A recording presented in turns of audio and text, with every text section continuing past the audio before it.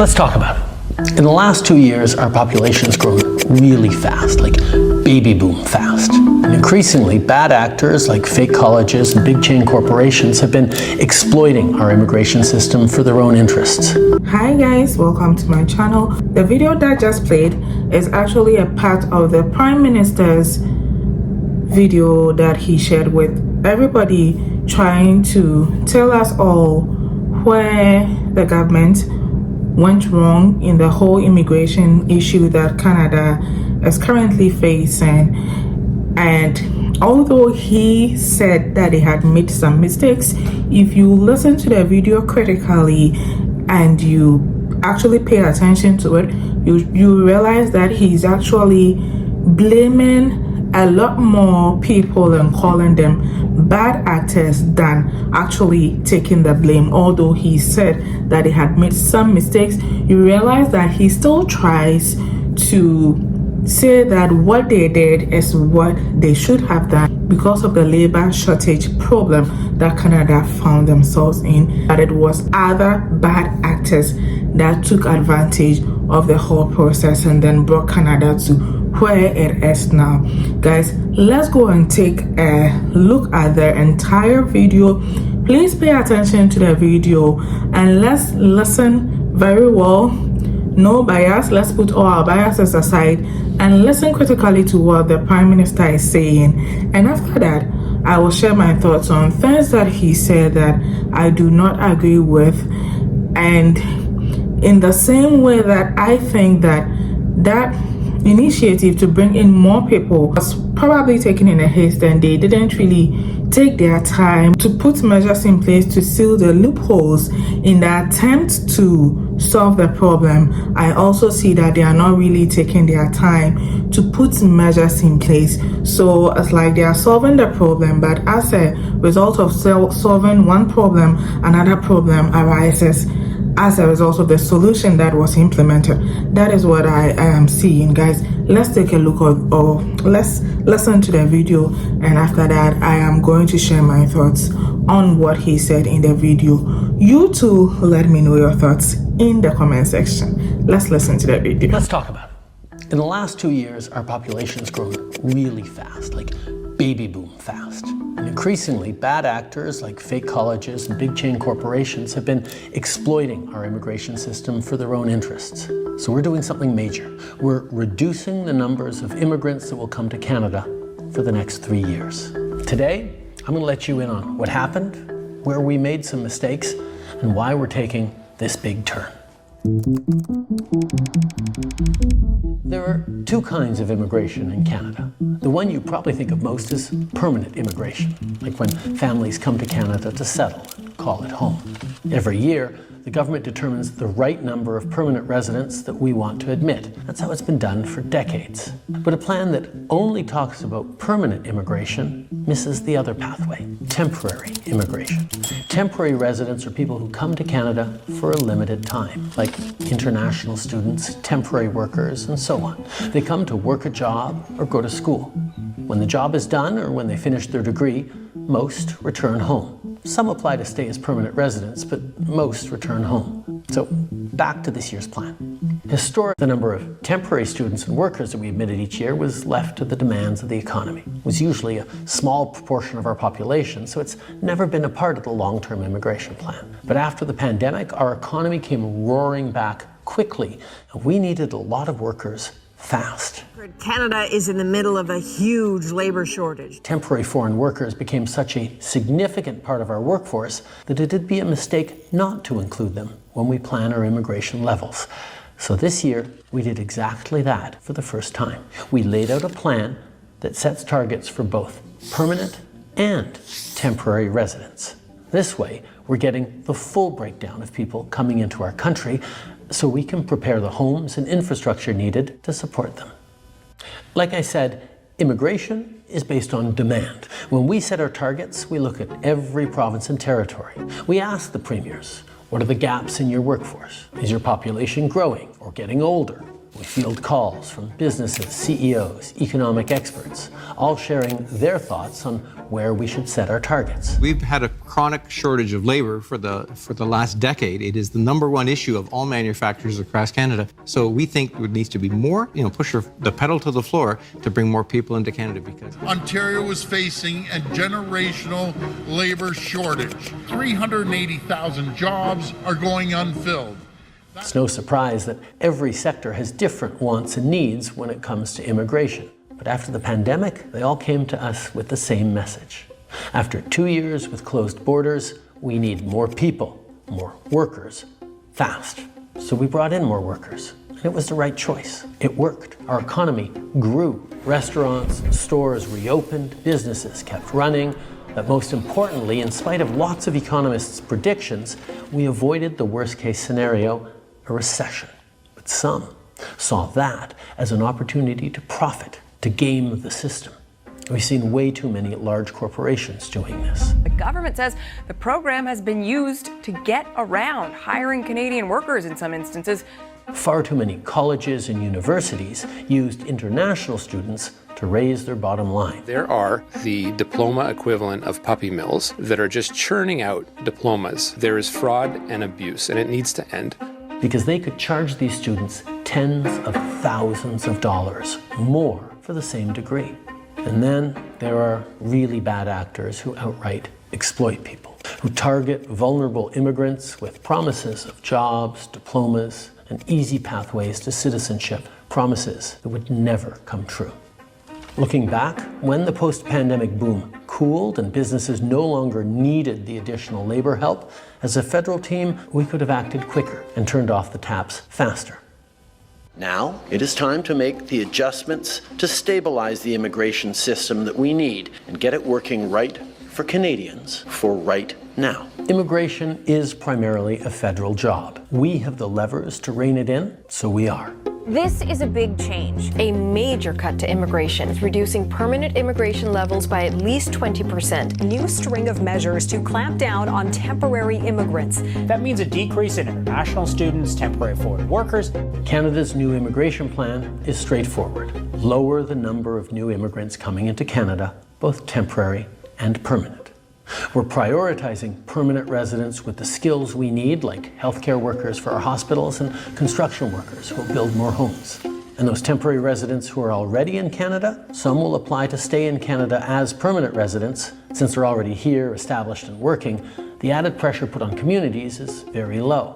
Or they'll leave Canada when their temporary residency expires, reducing our population. Some temporary residents may turn to our asylum system when their visa expires as a shortcut to stay in Canada. Those claims will be analyzed and processed, and if their claim fails, they'll be sent home.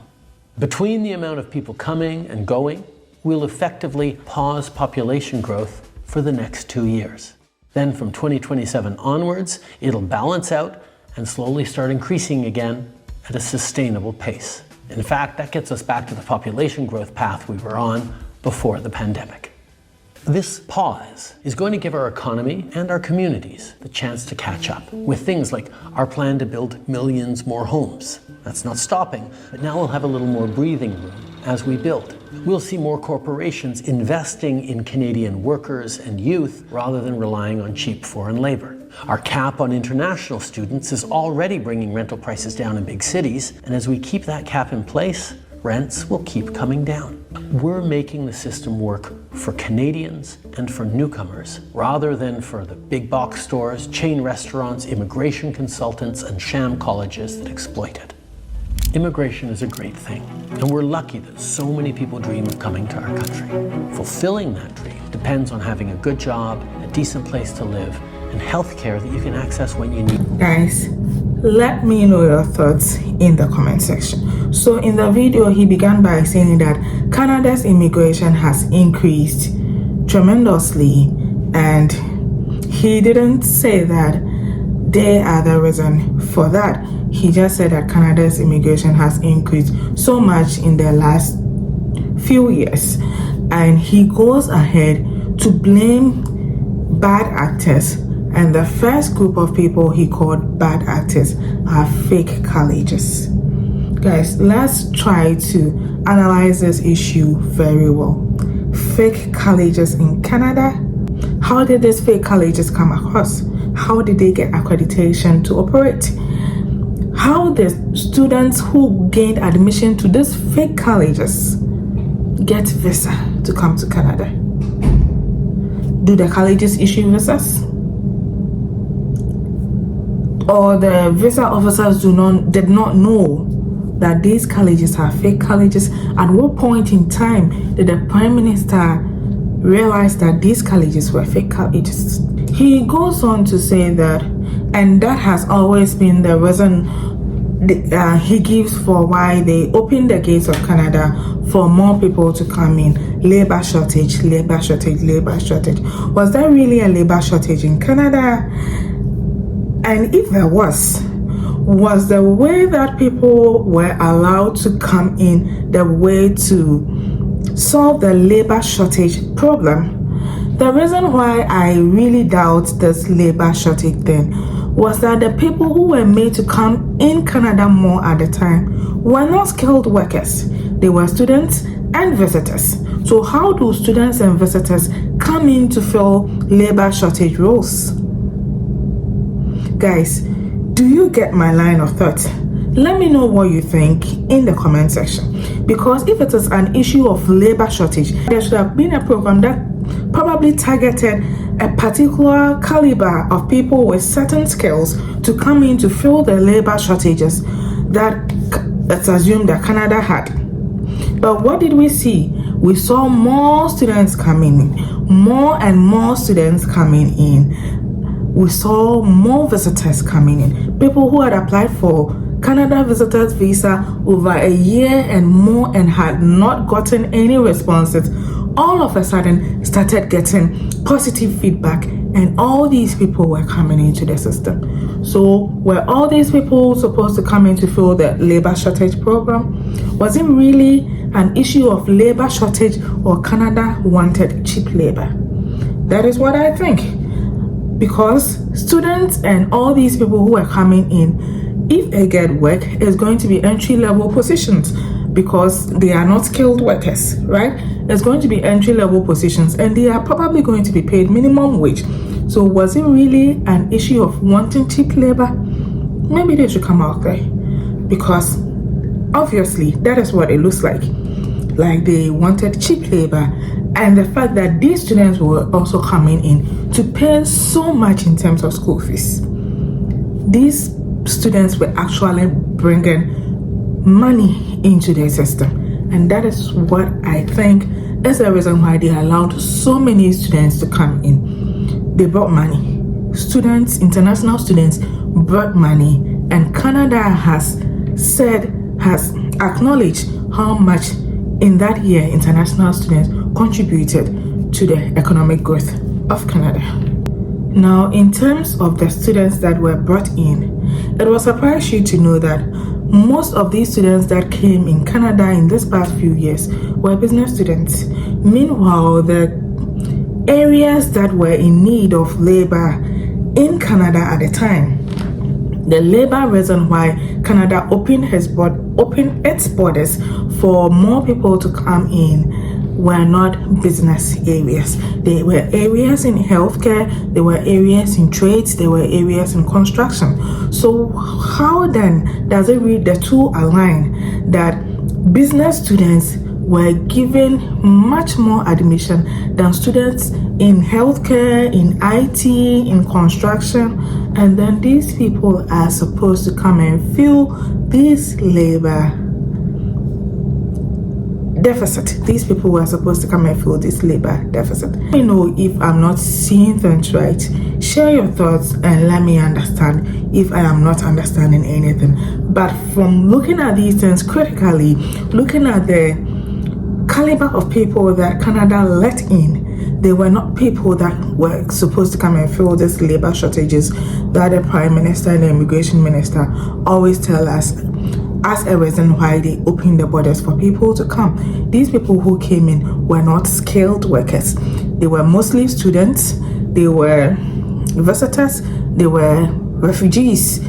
they were allowed to come in more. So how were these people supposed to come and fill labor shortage problem? Let's just listen to this video of some students who came in as business students who were sold dreams. Okay, who were sold dreams, because at that time Canada became a hot cake. Canada was actually sold with so many, so many dreams. Canada was sold as a dream that every person who hears about Canada or likes, you turn on YouTube and come to Canada for this, and Canada wants people for this, and students come, whoever come. At a point in time, visitors could actually change their permit and get work in Canada. So more visitors also came. Immigration consultants and yes, they jumped to this and abused it. But who made that policy in the first place? Who made the policy in the first place that visitors could come in and change their permit and work? Guys, all this is why I'm saying that what they wanted was actually cheap labor. Okay, let's listen to this video and I'll be back. New data obtained by CBC News show that Canada's recruitment of international students failed to match the job market. Colleges and universities brought in far more foreign students to business programs than in-demand fields like healthcare or the trades. Our senior reporter at Queen's Park, Mike Crawley, has the story. There's a program for everyone at Seneca Business. Promotional videos like this aim to recruit students to college business programs, and they're often pitched specifically at international students. Teamwork is a cornerstone of our education.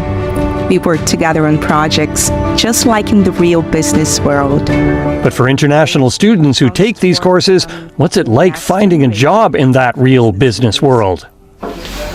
Akash Singh came from India and got a business diploma from an Ontario public college. His 2-year program cost $34,000. I felt bad because I spent too much money on the course. After graduating in 2021, Singh searched for work in finance and accounting, but has only been able to land jobs at McDonald's and as a security guard.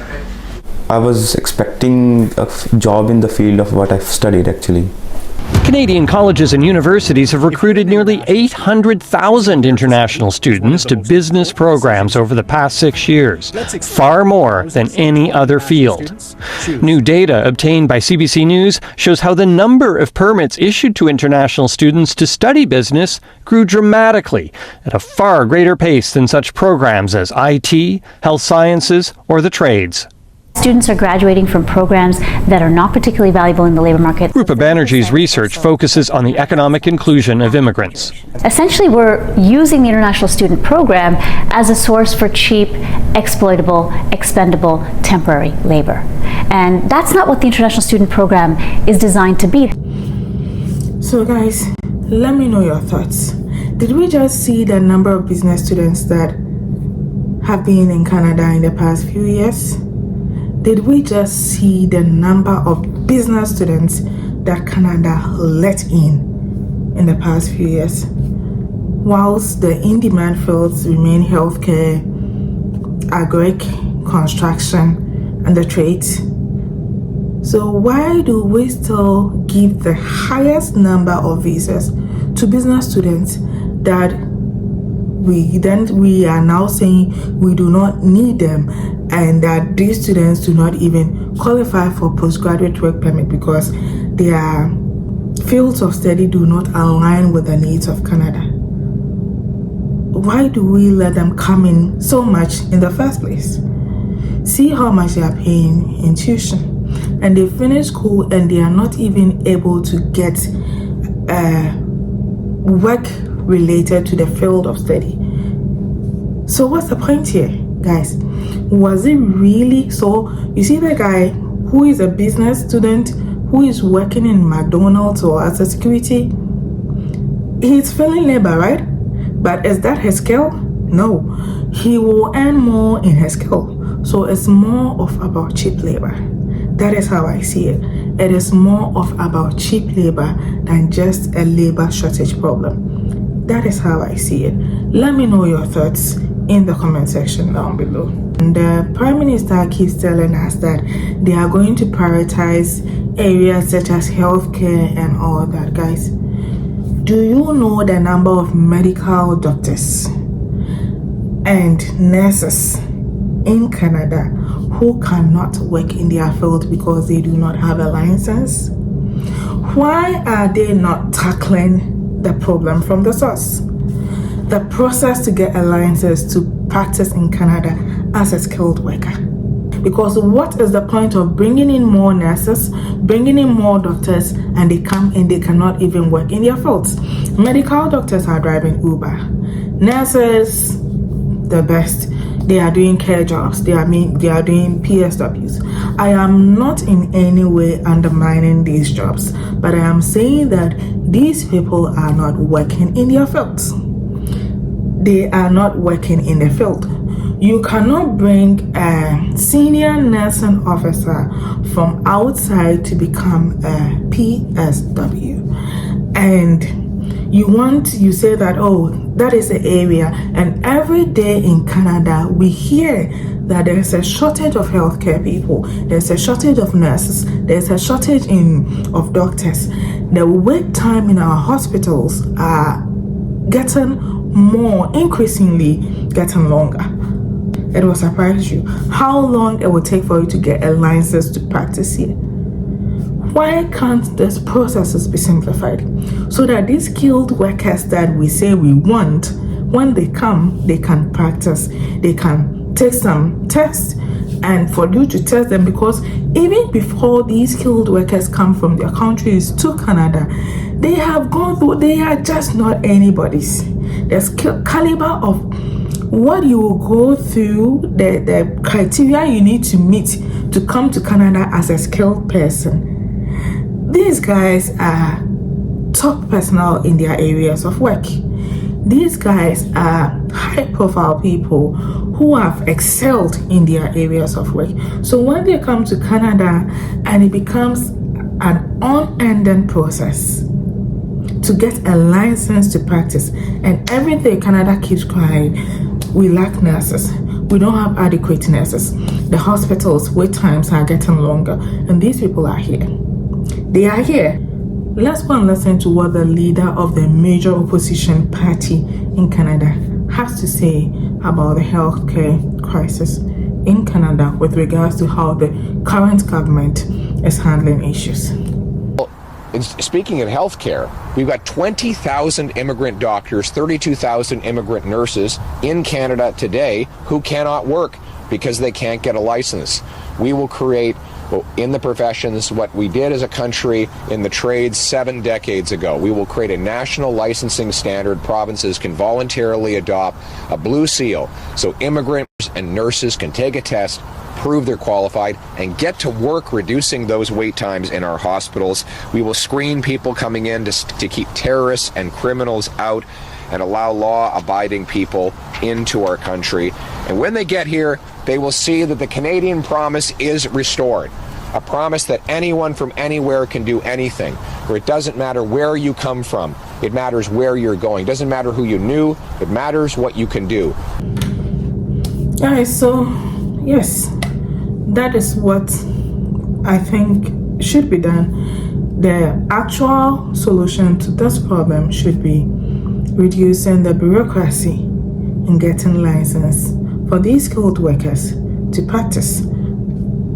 That is what I think the Prime Minister should be looking at, rather than bringing in more skilled workers who would have to go through the same bureaucratic ways, and some end up giving up along the line. Okay, and that is just what the opposition leader just said, guys. Let me know your thoughts in the comment section. And this is why I am saying that they really did not take their time to address the issue very well. Because there is labor shortage, there was indeed labor shortage, and there are still skilled workers inside here who cannot work in their fields because of the process they have to pass through to integrate into their various specialties. Then that is what the problem is, and not opening the doors for everybody to come in, and the people who even came in do not fit in the problem. Okay, the problem that was there, that he opened the gates for people to come in, the people that were allowed to come in were not people who came to solve the problem that was there. So why are we blaming? Why is the Prime Minister wanting to blame every other actor, calling every other person as a bad actor, and then not really trying to take responsibility of his action and see how best we can put this whole thing in a proper state? It's actually in his plan to pause immigration growth for the next 2 years. His plan is to pause immigration growth for the next 2 years, okay? And like I have been saying, he can do that, but if the root causes of these problems are not tackled, I do not really see where that actually addresses the issues that Canada is having now. I do not see where that addresses the issues that Canada is having now. This year there was a cap on international students, and it's going to continue for the following 2 years. However, let's take note that this year has seen the highest number of students seeking asylum. Even with a cap of international students that came in Canada this year has still seen the highest number of international students seeking asylum. So that, adds to what I am trying to say, that this change of policies upon policies, new policies every now and then, I do not see them as a solution. Okay, if you put a cap on international students, but you do not work on the screening process, you do not work on the programs that these international students are coming to do, you realize that the few who are able to come in did not even have the mindset of going to school. So what is going to make these visa officers know whether these guys who are applying to come to school in Canada really intend to come to school? What are we putting in place to make sure that the visa officers are looking at the right things? Because if visa is given to students and we have about 14,000 students coming to seek asylum, then probably we did not do something wrong with the visa approvals. Maybe those who were actually coming to school were denied visas. So what process are we putting in place? It is not just about putting a cap. We can put a cap, but if the few who come in are not the right people, they are still going to put pressure on the asylum system. So it is about getting a holistic approach to this.